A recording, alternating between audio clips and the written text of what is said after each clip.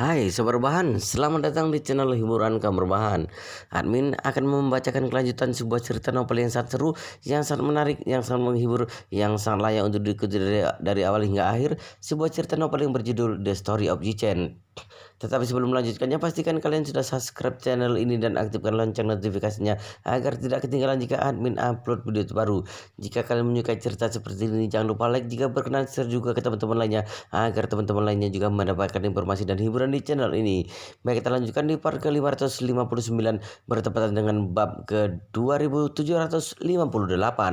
Suroli tidak memiliki masalah mengenai rencana yang diatur oleh Yi-Chen, tetapi Suroli takut kalau Yi-Chen akan menyuruhnya bekerja di bawah Chen Jekai atau Hongwu, atau malah pergi menemani kakaknya. Selama Yi-Chen masih bersedia membiarkannya tetap tinggal di Hotel Buckingham Palace, maka Suroli menerimanya dengan berbesar hati, asalkan Yi-Chen tidak mengusirnya ke tempat lain. Dan selama Suroli dapat sering berjumpa dengan Yi-Chen, dia sudah merasa cukup puas. Yi-Chen bicara pada Suroli, "Benar juga, Roli. Sebelumnya aku tidak mengizinkanmu untuk berhubungan dengan dunia luar, bahkan tidak mengizinkanmu berhubungan dengan kabar berita di luar. Di satu sisi karena aku masih mewaspadai tindakanmu selanjutnya, di sisi lain karena identitasmu dirimu yang spesial. Seandainya identitasmu sampai terbongkar, maka akan mudah mendatangkan masalah bagimu." Setelah terdiam untuk beberapa saat, Yi-Chen melanjutkan ucapannya lagi. "Tetapi sekarang kelihatannya kamu sudah tidak gampang emosi seperti dulu, dan kamu juga sudah berjumpa dengan ibumu. Aku percaya kalau sikapmu kini sudah lebih terkendali." Suroli segera menjawab, "Tuan Muda Ji, diriku yang sekarang telah berbeda jauh dengan diriku yang dulu. Aku sudah mengalami perubahan besar dan perkembanganku semakin mengarah pada kondisi yang semakin baik." Yi-Chen mengangguk-angguk lalu berbicara dengan bersuka cita, "Aku percaya dengan ucapanmu karena aku juga telah melihatnya sendiri." Sambil berbicara, Yi-Chen mengeluarkan sebuah ponsel baru untuk memberikan ke depan Suroli. "Sebelumnya aku menyuruh Chen Jekai membeli ponsel baru ini untukmu. Sebenarnya aku berniat memberi ponsel ini pada kakakmu sebelum dia pergi, tetapi Chen Jekai masih menyimpan ponsel kakakmu sebelum dia kecelakaan. Jadi aku mengembalikan ponselnya sendiri, dan mengenali ponsel yang baru ini, aku akan memberikannya untukmu." Suroli sudah lama tidak menggunakan ponsel, bahkan dia sudah lama tidak mengetahui kabar tentang dunia luar dari internet. Jadi Suroli merasa sangat gembira dan bersemangat ketika melihat ponsel tersebut. Anak muda yang sudah terbiasa pada smartphone dan jaringan internet, jangan bilang seharian tidak tanpa ponsel. Selama masih dalam keadaan sadar, lebih dari 3 jam tidak menggunakan ponsel, takutnya sudah cukup membuat mereka kelimpungan. Mengenai hal ini, Suroli juga sama saja. Selama ini kondisi Suroli di Hotel Buckingham Palace tidak ada bedanya dengan tahanan rumah. Lagi pula dia juga tidak memiliki jalur informasi lain. Jadi dalam hati, sebenarnya Suroli telah lama mendambakan untuk memiliki sebuah ponsel. Tetapi Suroli juga tidak enak hati untuk mengatakannya secara langsung pada Yi-Chen. Jadi dia cuma dapat menahan angan-angannya tersebut. Sekarang Suroli merasa sangat bahagia karena Yi-Chen berinisiatif untuk memberikannya ponsel baru. Yi-Chen tersenyum ketika melihat wajah riang Suroli yang menerima ponsel, lalu berkata, "Ponsel ini sudah dioperasikan seluruh fungsinya, dan di dalamnya sudah ada kartu telepon. Pulsa teleponnya tak terbatas.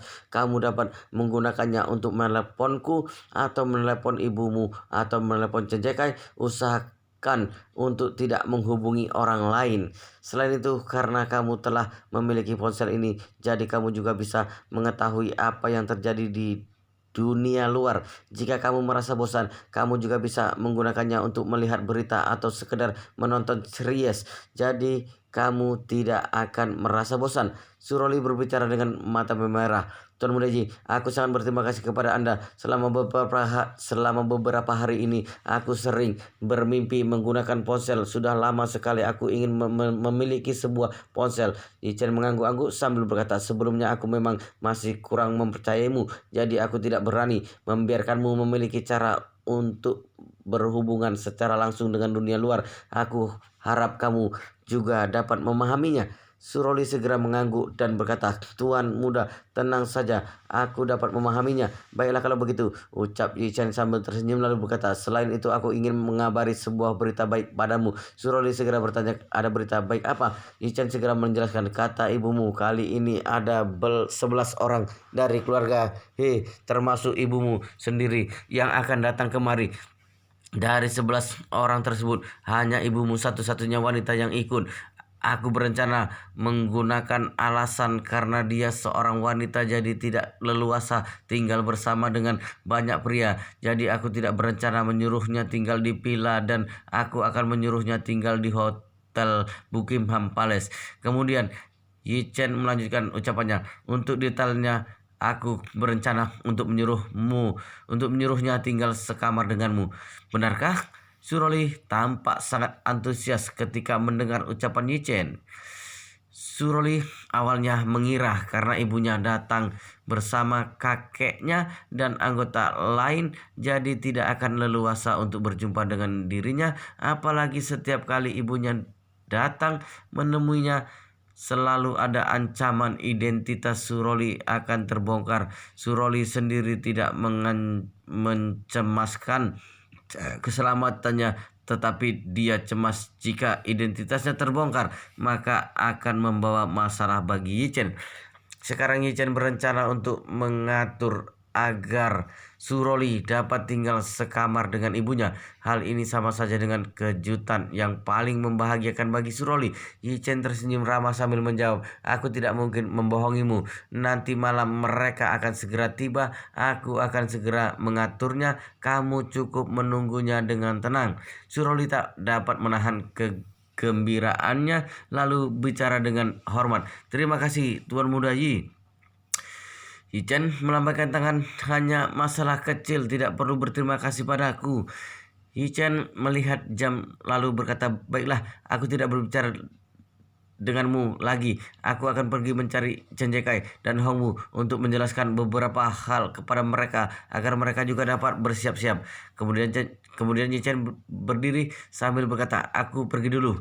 Tuan Muda Ji, Suroli memanggilnya dengan tergesa-gesa lalu bertanya sambil malu-malu, apakah Anda bisa menunggu sebentar? Aku akan membuat akun WeChat baru, lalu aku ingin menambahkan kontak Anda. Yi Chen mengangguk-angguk lalu menjawab, baiklah. Suroli segera menyalakan ponselnya lalu mengunduh WeChat dari aplikasi Store dan segera mendaftarkan sebuah akun baru. Suroli memberi nama baru pada WeChatnya. Kemudian dia bicara dengan wajah memerah, Tuan Muda Yi, aku akan memindai WeChat Anda. Yi Chen mengeluarkan ponselnya lalu menunjukkan kode QR-nya ke depan Suroli. Suroli segera memindai ponsel Yi Chen melanjutkannya. Selanjutnya Yi Chen menerima sebuah pesan permintaan teman baru. Yi Chen melihat pesan tersebut lalu melihat nama panggilan yang digunakan oleh akun tersebut adalah tidak akan pergi kemanapun. Awalnya Yi Chen masih belum mengerti kenapa Suroli membuat nama akun semacam itu. Tetapi begitu teringat pada sikap teguh Suroli yang ingin terus berada di sisinya, bahkan meminta Yi Chen jangan mengusir Suroli menjauh. Selain itu, Yi Chen baru paham maksud Suroli menggunakan nama tidak akan pergi kemanapun. Sepertinya Suroli ingin berkata kalau dia ingin berada di sampingku dan tidak ingin pergi kemanapun. Dalam hati Yi Chen merasa terharu, tetapi dia tidak membahas masalah ini lagi. Yi Chen segera menerima permintaan pertemanan Suroli lalu berpamitan padanya. Kalau begitu aku pergi dulu. Suroli mengangguk lalu segera menjawab, aku mengantar Anda sampai ke depan pintu. Suroli mengantar Yi Chen sampai depan pintu lalu berpamitan.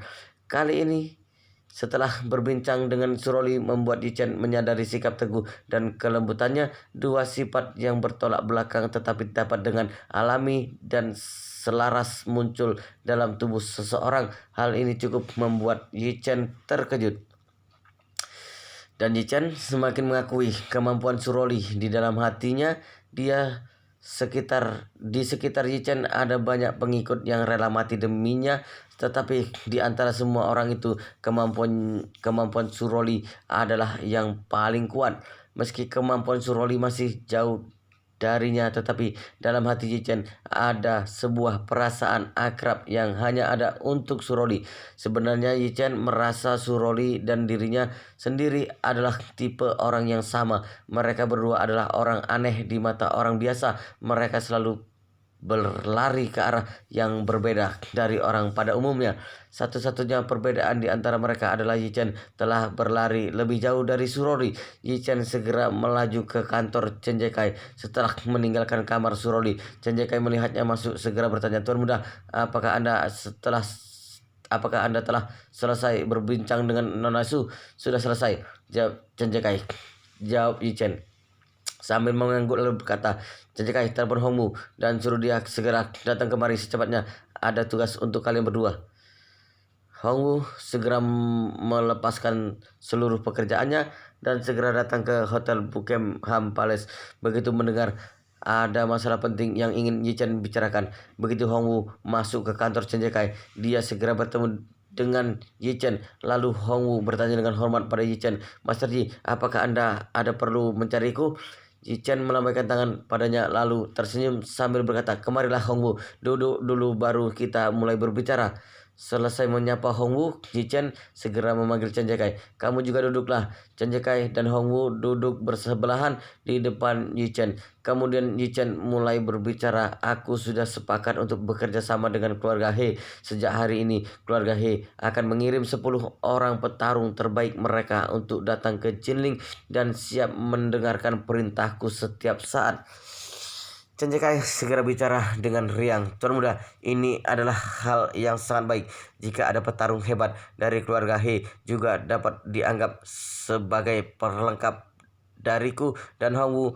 Meski kami berdua memiliki banyak anak buah yang dapat Anda gunakan, tetapi kemampuannya jelas masih kalah dari ahli bela diri yang sebenarnya. Bahkan ada kalanya mereka tak bisa membantu Anda tetapi malah membebani Anda." Saat ini Chen Jekai teringat akan kejadian seketika ketika dia dan Yi Chen pergi ke terowongan di gunung terlarang untuk menyelamatkan Su Jiyu dan Du Haiking. Saat itu Yi Chen demi mengulur waktu malah melompat dari helikopter ke terowongan yang berjarak setinggi 10 meter lebih. Tetapi anak buah Chen Jekai mana ada yang memiliki kemampuan sehebat itu.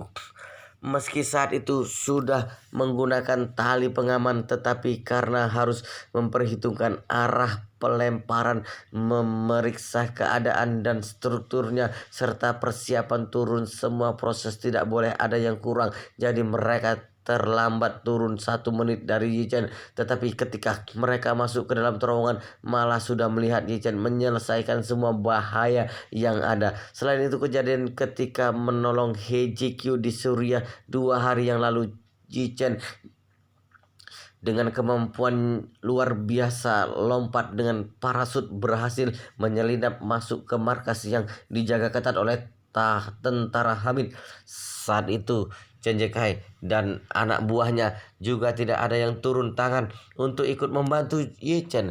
Kejadian di mana mereka gagal mengikuti ritme Yi Chen terus berulang karena jarak antara kemampuannya mereka dan Yi Chen terlalu besar. Kali ini giliran Hongwu yang tak tahan untuk mengeluh, "Master Yi, dulu ketika aku dan Presiden Chen serta Wei Liang menemani Anda untuk ke Gunung Jangbai untuk menembak 8 Raja Surgawi, aku sudah menyadari kalau jarak kemampuan kami dengan Anda terlalu jauh. Sampai saat yang paling krusial. Jangankan membantu, tidak merepotkan Anda saja sudah bagus. Memang kemampuan kami yang pas-pasan tidak dapat banyak membantu Anda. Jika sekarang Anda berhasil meyakinkan keluarga He untuk bekerja sama, kelak pasti dapat mengurangi banyak kejadian canggung semacam itu. Yichen mengayunkan tangan sambil tersenyum. Aku dan keluarga He bekerja sama juga bukan karena membutuhkan keluarga He untuk melakukan sesuatu demi diriku. Lalu Yichen melanjutkan ucapannya. Sebenarnya aku berencana membagi kekuatan keluarga He untuk membantu kalian berdua. Mereka dapat menutupi kekurangan kalian sekaligus dapat membantu kalian memelihara sekumpulan petarung hebat dan menaikkan kemampuan bertarung kalian. Setelah mendengar ucapan Yichen, segera membuat Chen Kai merasa bersemangat lalu spontan berkata, "Tuan muda, kalau begitu bagus sekali. Anak buahku meski sudah menerima pelatihan tentara pasukan khusus yang keras tetapi mereka tetap tak mampu menembus batas orang biasa. Kemampuan mereka dan ahli bela diri masih berbeda jauh." Yichen mengangguk-angguk lalu berkata, "Kemampuan bertarung seorang ahli bela diri terutama ketika bertarung dengan tangan kosong jelas lebih hebat dari seorang tentara. Tetapi seorang tentara yang memiliki senjata api tetap memiliki kemampuan yang jauh lebih hebat dari ahli bela diri. Jadi kali ini aku berniat untuk menggabungkan kedua hal tersebut. Keluarga He menggunakan keahlian bela dirinya untuk membantu anak buahmu dan Hongwu, lalu menaikkan kemampuan bertarung kalian dan ditambah dengan latihan senapan api. Dengan begitu seluruh kemampuan bertarung kalian akan semakin kuat dan selaras." Yichen melanjutkan, "Satu hal lagi, Jekai, bawahanmu yang di sini pernah menerima pelatihan khusus militer. Selain membantu keluarga He beradaptasi menggunakan senjata, kalian harus sekaligus membantu mereka mempelajari teknologi terkini. Sebab itulah kelemahan mereka. Apabila tidak ditingkatkan secara keseluruhan, efektivitas perang akan berkurang." Selanjutnya dia mendesah berkata, "Waktu aku pergi ke Jepang, aku juga pernah bertarung dengan ninja Jepang. Sebagian dari ninja Jepang hampir sama dengan ahli bela diri Tiongkok. Mereka masih menggunakan fisik serta senjata untuk bertarung. Tetapi ada sebagian ninja Jepang dapat berevolusi menggabungkan kemampuannya dengan teknologi modern. Ada sesuatu yang membuatku terkesan, yaitu mereka membuat para layang dengan cat super hitam dikombinasi dengan dinamo kedap suara untuk menambah kecepatan kipas. Selain bisa melayang di malam hari, para layang tersebut juga dapat melaju dengan kecepatan tinggi. Orang biasa yang berada di permukaan tanah tak akan bisa menyadarinya. Inilah gabungan antara ninja zaman dulu dan zaman modern. Kurasa ini merupakan ide yang cukup baik untuk dipelajari." Chen Jekai segera mengangguk dengan senang berkata, "Tuan Muda Yi, saya paham apa maksud Anda. Artinya kedua belah pihak harus saling berusaha sama-sama memenuhi kekurangan pihak lainnya." "Benar," Yichen dengan serius berkata, "kalian berdua harus memilih anak buah yang paling terpercaya agar mereka dapat berlatih ilmu bela diri dengan keluarga He. Tiba saatnya aku akan membuatkan sejumlah pil pertolongan penyumbatan pembuluh darah untuk mereka agar meningkatkan daya tempur mereka." Bagi Yichen, pil pertolongan penyumbatan pembuluh darah mungkin bukan apa-apa, namun bagi orang biasa sekaligus ahli bela diri lainnya efeknya sangat besar. Yichen berencana untuk memilih 40-50 orang dari anak buah kepercayaan Chen Jekai dan Hongwu, kemudian membiarkan mereka menjalankan pelatihan sembari mengkonsumsi pil pertolongan penyumbatan pembuluh darah untuk meningkatkan stamina serta nutrisi tubuh mereka. Puluhan orang itu tidak perlu menghabiskan jumlah yang besar dari pil tersebut. Mereka hanya perlu melarutkan 4-5 biji pil pertolongan penyumbatan pembuluh darah ke dalam air lalu meminumnya dalam jumlah yang seimbang. Dengan demikian mereka akan mendapatkan manfaat yang sangat bagus. Menggunakan pil pertolongan penyumbatan pembuluh darah per periode secara berturut-turut dalam waktu 1,5 tahun dijamin dapat memperoleh tingkat 2 atau bahkan tingkat 3 dalam ilmu bela diri. Jika pasukannya memiliki 40-50 ahli bela diri bertingkat 3, maka kekuatannya akan tak terkalahkan. Seandainya dibawa ke Jepang, satu keluarga ninja juga dapat ditaklukkan dengan mudah. Terlebih lagi saat ini ada Suroli, ahli bela diri tingkat 3 yang terkenal. Jika Yi Chen membantunya sedikit lagi, dirinya juga akan seperti He Hong Seng yang bertingkat 4. Bahkan di masa depan Yi Chen akan menjadikan Suroli berada jauh melampaui He Hong Seng, menjadi satu-satunya ahli bela diri di tingkat 5 dalam negeri. Dengan demikian, pasukan yang dibinanya sekaligus ahli bela diri kiriman keluarga He kelak akan berada di bawah pimpinan Suroli. Kemampuannya yang dimilikinya akan sanggup mengembangkan kekuatan pasukan tersebut. Dulu Yi Chen lebih terbiasa untuk berperang sendirian, tetapi setelah melewati banyak hal dan mengenal sosok Hamid, dia sadar akan sesuatu. Walau bertarung secara individual memang kuat, namun tetap ada kekurangannya sendiri. Oleh sebab itu saat ini merupakan kesempatan terbaik untuk mengubah cara berpikirnya. Tiba saatnya dia tidak hanya mampu menggetarkan Jepang, bahkan Eropa dan Amerika sekalipun. Keluarga Rothschild memang sangat hebat, memiliki aset rahasia sekaligus peralatan bela diri yang tak terhingga di dunia. Namun apabila mengutus belasan petarung tingkat 3 untuk menyerang mereka, keluarga Rothschild pasti tak akan sanggup berkutik. Sinar senja yang keemasan menyinari bandara Jinling. Di atas pesawat terdapat utusan keluarga He, yaitu He Hong Seng, He Yingxiu, dan 11 orang lainnya. Setelah turun dari pesawat, mereka dijemput oleh mobil yang dipersiapkan Chen Jiekai. Seterusnya mereka diantar ke villa pinggir sungai miliknya. Villa ini sebetulnya berada di kawasan villa yang sama dengan He Yuanjiang, ayah He Jikyu. Namun villa yang satu ini lebih luas. Sebenarnya Yi Chen mengatur keluarga He untuk tinggal di sini demi tujuan tersendiri. Dia berharap keluarga He dapat sekalian menjaga keselamatan He Yuanjiang dan He Jikyu.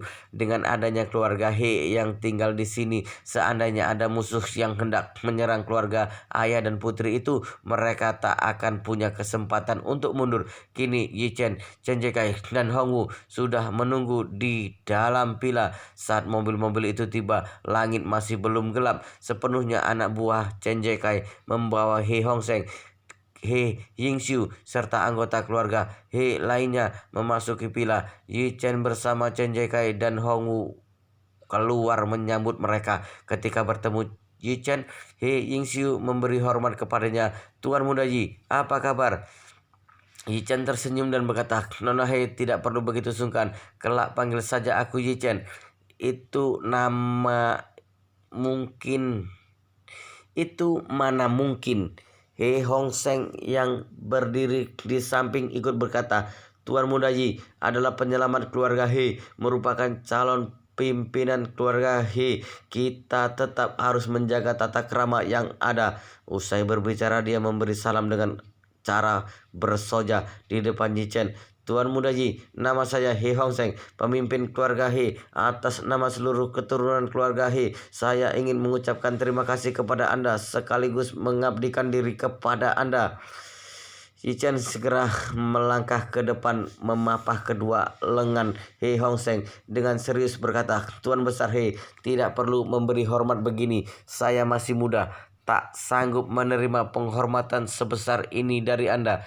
Terlebih lagi, untuk saat ini, identitas saya di kota Jinling masih sebuah rahasia. Sebagian besar orang hanya tahu kalau saya ini hanyalah ahli Feng Shui. Tak ada yang tahu tentang status saya sebagai tuan muda keluarga Yi di Jinling.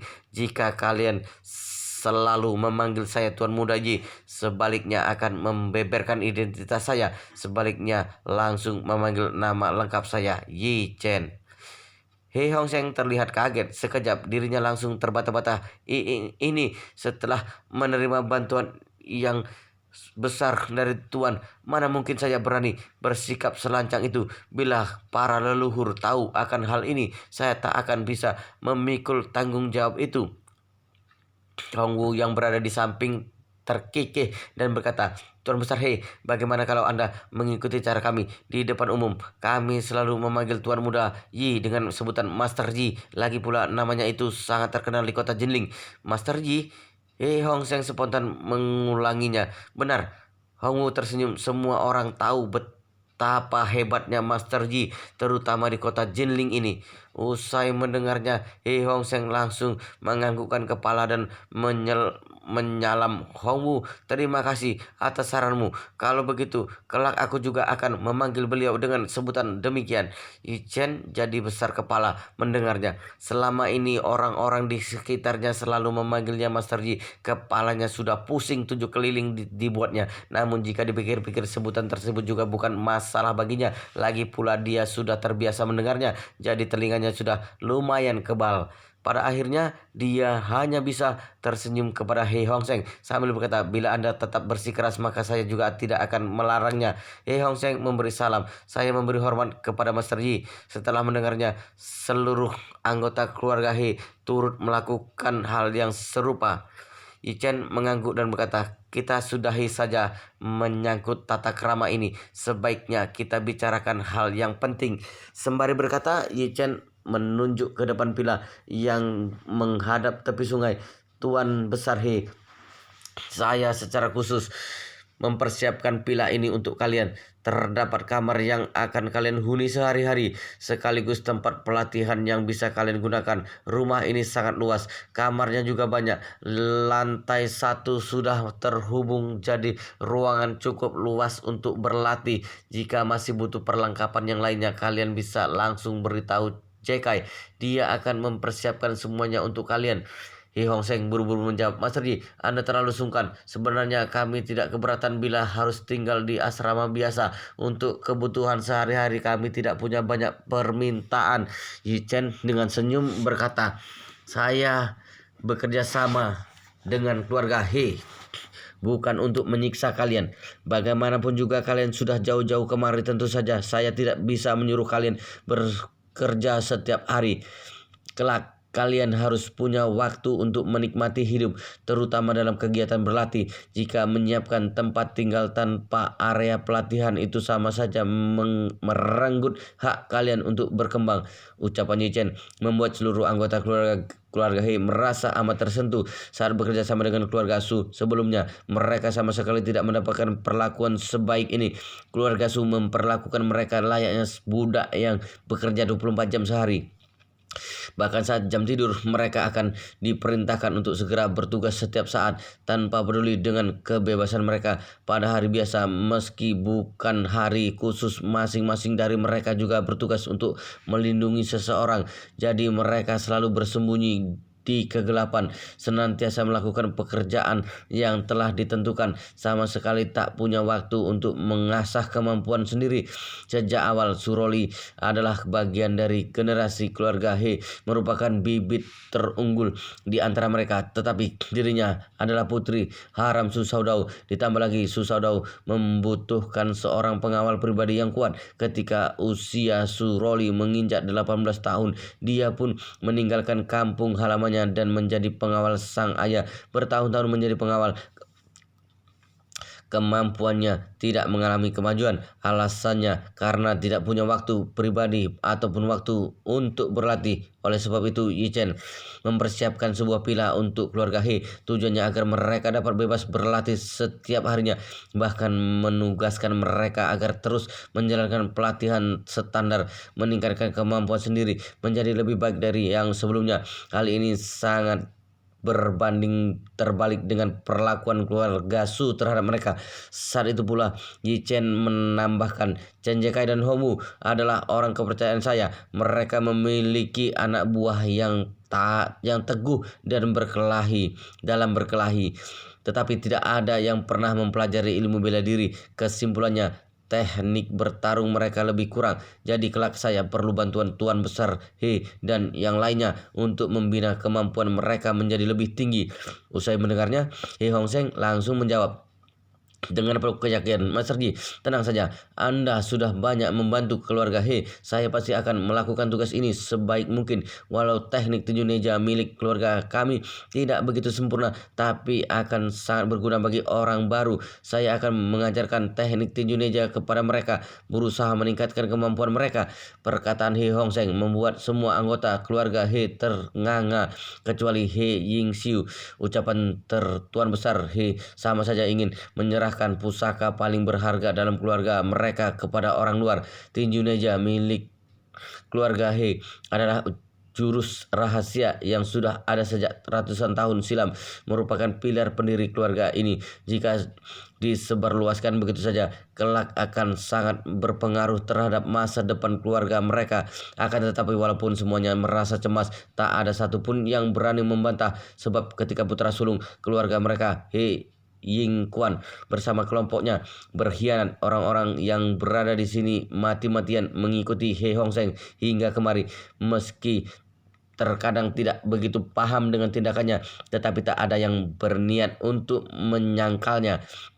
He Yingxiu paham dengan kemampuan Yi Chen. Dia tahu masa depan keluarga He kelak hanya bisa maju bila bergantung padanya. Jadi tinju ninja sama sekali bukan apa-apa dibanding hal itu. Lagi pula ini merupakan salah satu cara sang ayah untuk mengungkapkan ketulusannya kepada Yi Chen.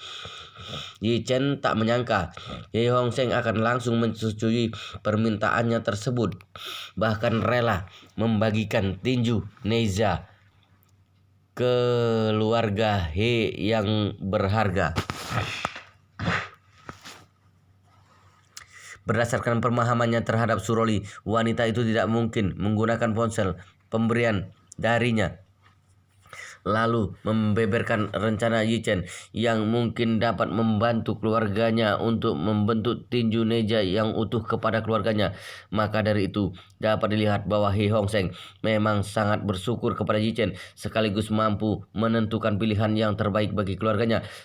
Ini sangat jarang ditemui pada diri siapapun.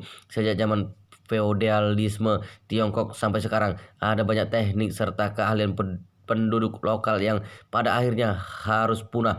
Alasannya karena sebagian besar dari mereka hanya ingin menyimpan keahlian tersebut untuk kalangan sendiri ataupun disimpan secara pribadi. Mereka lebih bersedia menguburnya sampai mati dan tidak ingin dibagikan kepada orang lain. Dari segi tertentu, pemahaman semacam itulah yang membuat tradisi serta keahlian penduduk lokal yang berusia ribuan tahun itu terus terputus di tengah jalan. Sama seperti tinju ninja yang ditemukan secara tidak sengaja oleh keluarga He ini, apabila generasi terdahulu mereka dapat mengajarkannya kepada keturunannya ataupun orang sekitarnya dengan baik, teknik itu tidak akan seperti buku yang cacat atau tak terselesaikan hingga akhir.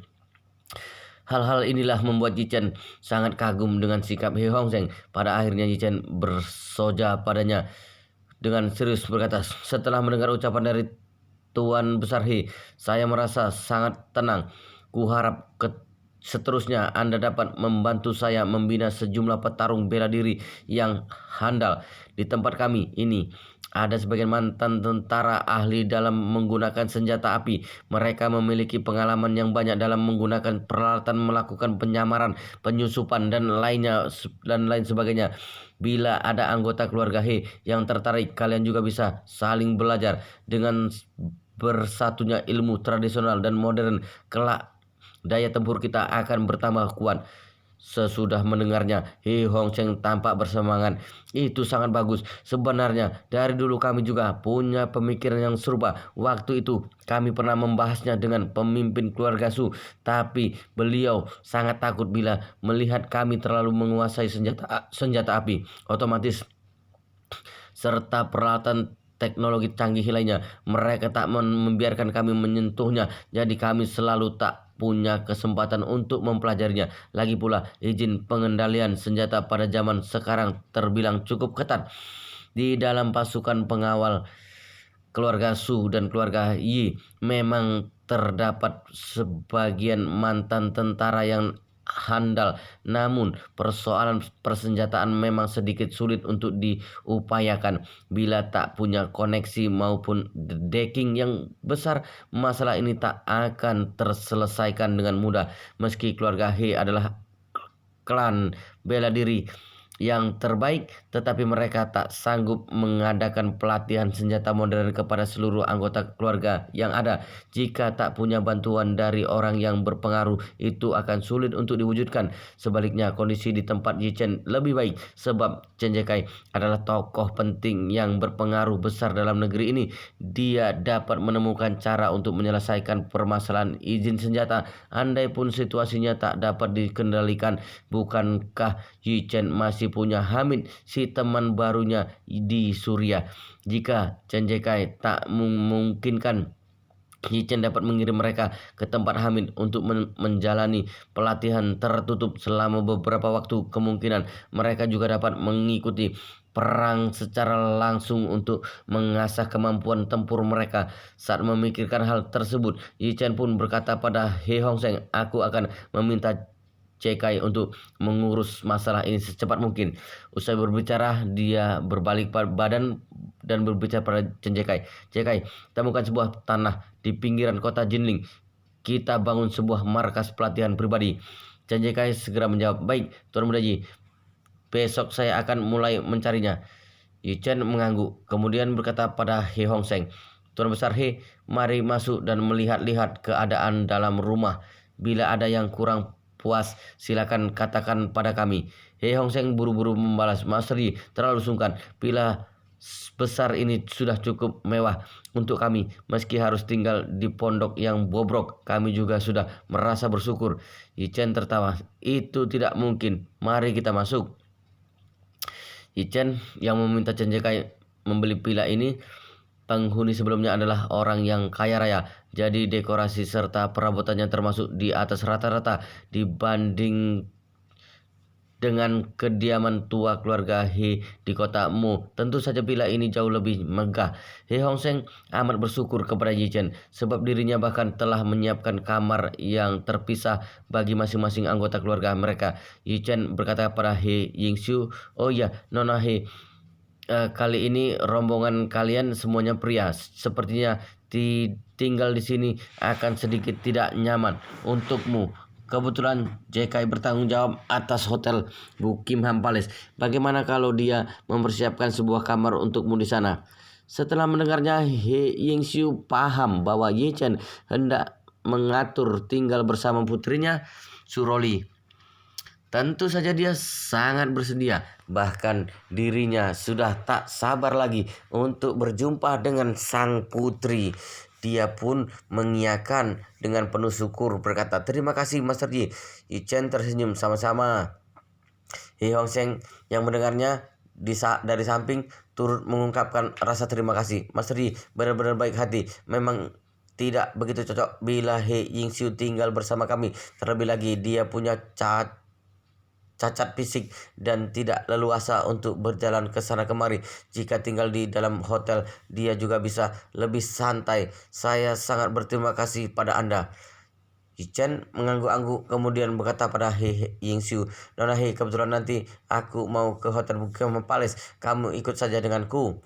Saat membayangkan bahwa dirinya akan segera bertemu dengan putrinya, He Yingxiu sangat bergembira. Dia segera menganggukkan kepala. "Baik, Master Yi." Karena waktunya terbatas, Yichen merogoh ponselnya dan menelepon ayah He Jikyu, He Yuanjiang. Rumah He Yuanjiang hanya berjarak 200-300 meter dari tempat ini. Yichen ingin mereka berdua mampir untuk berkenalan dengan He Hongseng dan He Yingxiu. Dengan demikian, apabila kelak terjadi sesuatu yang tak terduga, mereka dapat meminta bantuan dari keluarga He. 2 hari ini, He Yuanjiang mengambil cuti untuk menemani He Jikyu beristirahat di rumah. Setelah disekap selama berhari-hari, tubuh He Jikyu mengalami trauma yang cukup berat. Suhu ruangan basement lebih lembab Dirinya juga tak bisa makan dengan teratur. Dari segi mental dan fisik, dirinya mengalami shock dan tekanan yang amat besar. Ketika Yichen membawa pulang kesadarannya memang masih bagus, tapi sesampainya di rumah, dirinya merasa sangat kelelahan. 2 hari ini dia merasa tubuhnya seperti baterai yang kosong, jiwa dan raganya luar biasa lemahnya. He Yuanjiang senantiasa menemaninya di rumah. Untungnya hari ini keadaan He Jikyu sudah berangsur membaik. Nafsu makannya juga sudah meningkat dari sebelumnya. Demikian pula dengan kesadarannya saat menerima panggilan telepon dari Yichen. He Yuanjiang He Yuanjiang lekas mengangkatnya. Yichen, tumben kamu punya waktu untuk menelepon paman.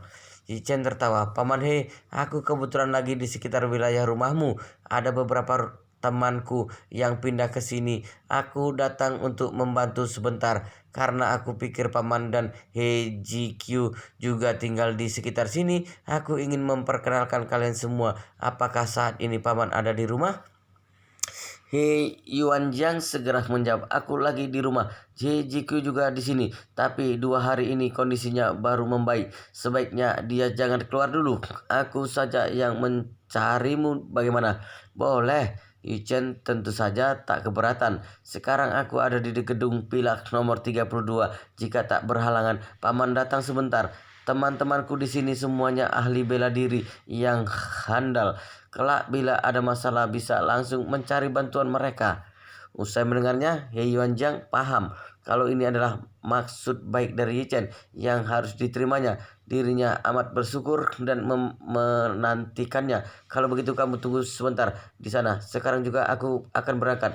Setelah menutup telepon, He JQ menghampirinya dan bertanya dengan penasaran, ayah, Yichen menelponmu? Benar. He Yuanjiang menganggukkan kepala. Kebetulan dia lagi di sekitar sini. Ada temannya yang pindah kemari. Jadi dia mengajakku untuk keluar menjumpainya. Tubuhmu masih belum pulih. Kamu tunggu di rumah saja. Tak disangka He GQ yang mulanya masih tampak lesu, kini mendadak berkata dengan penuh semangat, aku juga mau pergi. Selama 2 hari beristirahat di rumah, seluruh pikiran He Jikyu penuh dengan bayangan Yichen. Mulanya dia ingin segera menghubungi Yichen dan mulai bekerja di tempatnya. Namun karena kondisinya yang agak lemah, ayahnya bersikeras menyuruhnya istirahat di rumah dan tidak boleh langsung berangkat kerja. Makanya dia terus menunggu waktu. Kini setelah mendengar bahwa Yichen berada di sekitar rumahnya, tentu saja dia tidak sabar untuk segera menemuinya.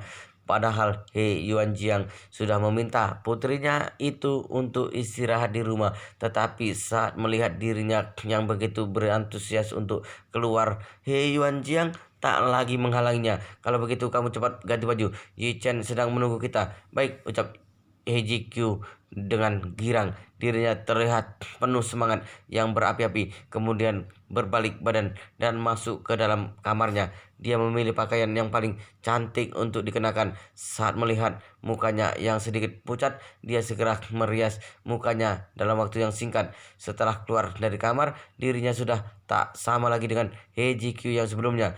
He Yuanjiang juga tak menyangka penampilan putrinya akan berubah drastis begini.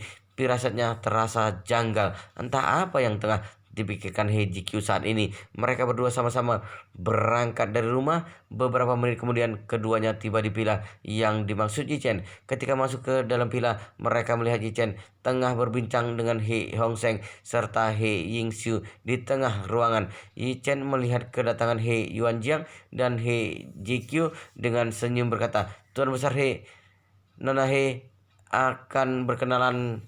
Aku akan kuperkenalkan 2 temanku ini pada kalian. Mereka juga tinggal di kawasan villa ini. Kelak kalian akan menjaga tetangga. Saat itu pula He Yuanjiang menghampiri mereka dengan tergesa-gesa. Dia melambaikan tangannya dari jauh sambil berkata, Yichen, kenapa kamu tidak bilang mau kemari? Dengan begitu aku bisa memasakkan makanan malam untuk kita semua. Yichen tertawa ringan. Paman He terlalu sungkan. Aku kebetulan kemari untuk menemani temanku melihat-lihat rumah. Nanti aku harus pulang lagi. Lain kali aku pasti akan mencicipi masakanmu." Sembari berkata, Jichen melihat He Jikyu yang berjalan di samping He Yuanjiang. Keadaannya lumayan membaik. Pipinya juga tampak merah. Akhirnya dia pun tersenyum memandangnya. "He Jikyu, kelihatannya kondisimu hari ini sudah lumayan fit." HJQ tersipu berkata, "Terima kasih atas perhatian Tuan Muda Yi. Hari ini saya memang sudah jauh lebih baik. Besok saya sudah bisa bekerja ke tempat Anda." Yi Chen menghibaskan tangannya, "Tidak perlu buru-buru. Istirahat 2 hari lagi juga tidak masalah." HJQ membalas, "Saya benar-benar sudah pulih. Setelah tidur pulas malam ini, besok pasti sudah bisa beraktivitas dengan baik. Menurut Anda sebaiknya kapan saya pergi mencari Anda?" Ichen berpikir sejenak, kemudian menjawab, "Begini saja, jangan besok datangnya, lusa saja. Lusa jam 9 pagi, kamu datang ke grup di Hau dan cari ketua Dewan Wang Dongsu. Nanti aku akan menunggumu di kantornya." "Baik." He Jikyu mengangguk dengan penuh antusias. "Lusa aku akan tiba tepat waktu di grup di Hau." Chen mengiyakannya, kemudian lanjut berkata, "Kebetulan aku juga mengundang Song Wanting dari keluarga Song serta itu nanaku dari keluarga itu ke sana. Saat ini keluarga Song dengan Nippon Steel Jepang sedang mendirikan pabrik di dalam negeri. Seterusnya pasti akan membutuhkan bantuan dalam bidang pengiriman laut. Keluarga itu juga memiliki koneksi serta sumber navigasi di Jepang. Tiba saatnya semua bisa bekerja sama. Lusa kamu melakukan perkenalan dulu dengan mereka. Lihat bagaimana caranya memulai kerjasama tersebut." HJQ membalas, "Tak masalah, Tuan Mudaji. Dalam 2 hari ini saya akan menyiapkan proposalnya terlebih dahulu." "Bagus." Yichen tersenyum sambil mengangguk-angguk. Kemudian dia lanjut berkata, "Oh iya, aku jadi melupakan hal yang penting." Yichen menunjuk He Yuanjiang sembari berkata pada He Hongseng, "Tuan Besar He, ini adalah sahabat ibuku waktu sekolah. Namanya Profesor He Yuanjiang. Wanita cantik di sebelahnya adalah putrinya, He Jikyu. Lain kali Anda dan mereka akan tinggal di satu wilayah. Jika ada sesuatu yang darurat, mohon bantuannya dari kalian." He Hongseng tanpa ragu menjawab, "Master Yi, tenang saja. Kelak bila Profesor He dan Nona He ada masalah, kapanpun boleh mencariku." He Yuanjiang agak kebingungan mengapa Jichen membiarkan seorang bapak tua yang hampir sebaya dengan ayahnya untuk menjaga dirinya dan putrinya. Namun dia tahu Jichen berwawasan luas. Pasti ada alasan tertentu di balik tindakannya ini. Akhirnya dia dengan santun berkata, "Tuan Besar He, mohon bimbingannya." He Hongseng memberi salam dengan senyum berkata, "Profesor He, tak perlu sungkan. Seterusnya kita semua adalah teman. Saling membantu merupakan hal yang wajar." He Yuanjiang merasa He Hongseng agak berbeda dengan tetua lain yang pernah dilihatnya. Gaya bicaranya begitu lugas dan berkarisma. Meski sudah berumur, auranya tetap terasa berwibawa. Sepertinya sosoknya tidak seperti orang biasa pada umumnya. Saat tengah memikirkannya, Yichen mulai menjelaskannya. "Paman He, Tuan Besar He adalah pemimpin keluarga He di Dongbei, merupakan salah satu dari 4 keluarga besar ahli bela diri di Tiongkok. Kedepannya beliau dan seluruh anggota keluarga yang hebat akan tinggal di sini. Keselamatanmu dengan He Jikyu akan terjamin." Setelah mendengarnya, sesaat He Yuanjiang tampak takjub. Dia pun memberi hormat kepada He Hongseng. "Tuan Besar He, ternyata Anda adalah ahli bela diri yang ternama. Sungguh suatu kehormatan bisa berjumpa dengan Anda." He Hongseng perlahan tersenyum dengan rendah hati berkata, "Profesor He, terlalu berlebihan. Kami hanya sekelompok orang bertangan kasar yang dapat meloncat ke sana kemari. Profesor yang berpengetahuan luas seperti Anda lebih terpandang." Yi Chen menggeleng dengan pasrah sembari tersenyum memandang kedua tetua di depannya. Kalian tak perlu begitu segan dengan satu sama lain. Semuanya sama-sama tetangga. Bila ada kesempatan sesekali kumpul-kumpul dan makan bersama. He Hong Seng terbahak-bahak. Ide bagus, karena Master Yi sudah berkata demikian. Seandainya kita mengadakan pesta untuk berkumpul, Anda harus hadir. Yichen tertawa. Kalau begitu sekalian saja saya siapkan acaranya malam ini. Anggap sebagai pesta penyambutan untuk Anda dan Nona He. Semuanya makan, minum bersama dan bersenang-senang. He Hong Seng menjawab, jika malam ini Master Yi ada urusan, kita bisa tentukan di lain hari. Yi Chen membalasnya dengan senyum. Sebenarnya juga bukan urusan yang terlalu besar. Paling-paling hanya pulang dan makan malam di rumah. Tapi belakangan ini istri saya sedang sibuk dengan pekerjaannya. Malam ini dia juga tak pulang ke rumah untuk makan. Usai berbicara, dia bertanya pada He Yuanjiang serta He Jikyu, apa malam ini paman dan He Jikyu senggang? Tentu. He Yuanjiang masih belum menjawab. He Jikyu yang di sampingnya buru-buru membalas. Dia tahu hari ini ayahnya sudah merebus sup buntut kesukaannya, bahkan berencana untuk memasakkannya dengan mie buatannya. Beberapa hari yang lalu dia secara khusus meminta He Yuanjiang untuk membuatkan makanan favoritnya waktu kecil itu.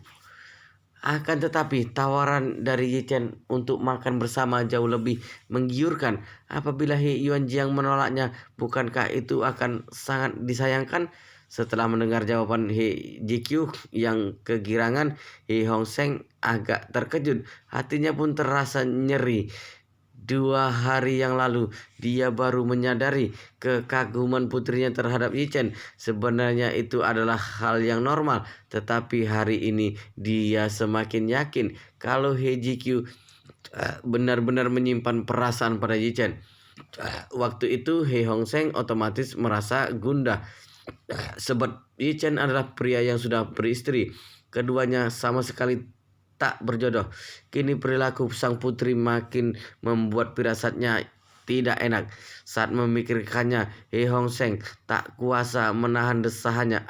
Padahal ayah sudah menyiapkan makanan kesukaan. Saat memikirkannya, He Yuanjiang tak kuasa menahan desahannya.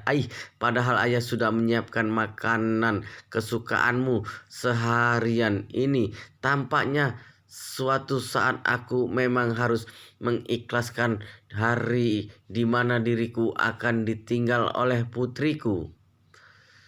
Wow, luar biasa sekali guys, ceritanya sangat seru, sangat menarik, sangat menghibur, sangat membuat kita penasaran jika tidak mengetahui cerita kelanjutannya.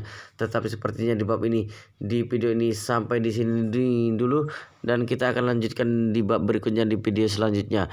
Pastikan kalian sudah subscribe channel ini dan aktifkan lonceng notifikasinya agar tidak ketinggalan jika admin upload video terbaru. Jika kalian menyukai cerita seperti ini, jangan lupa like. Jika berkenan, share juga ke teman-teman lainnya agar teman-teman lainnya juga mendapatkan informasi dan hiburan di channel ini. Baik, kita lanjutkan di bab berikutnya di video selanjutnya.